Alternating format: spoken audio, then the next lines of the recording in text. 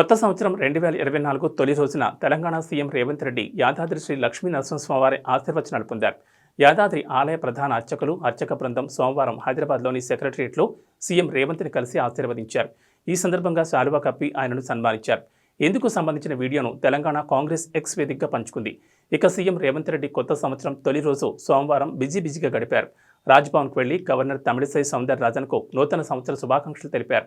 ఆయన వెంట శాసనసభాపతి గడ్డం ప్రసాద్ కుమార్, సహచర మంత్రులు కొండా సురేఖ, సీతక్క ఉన్నారు. నాంపల్లి గ్రౌండ్స్లో నుమాయిష్ ఎగ్జిబిషన్ ప్రారంభించడంతో పాటు పలు కార్యక్రమాల్లో సీఎం రేవంత్ పాల్గొన్నారు.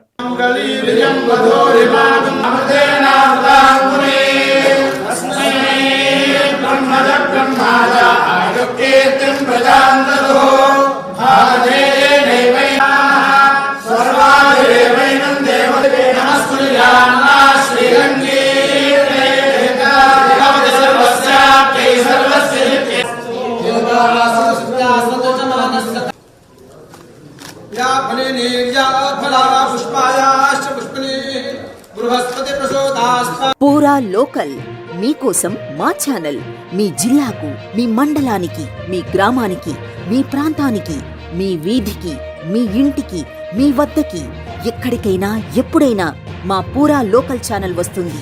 మీరిచ్చే సమాచారాన్ని అందరికీ చేరువయ్యేలా చేస్తుంది. మీ గొంతుకని ప్రతి ఒక్కరికి వినిపిస్తుంది. మీకు ఎల్లప్పుడూ అందుబాటులో ఉంటుంది మా పూరా local. Your choice for local voice. పూరా లోకల్.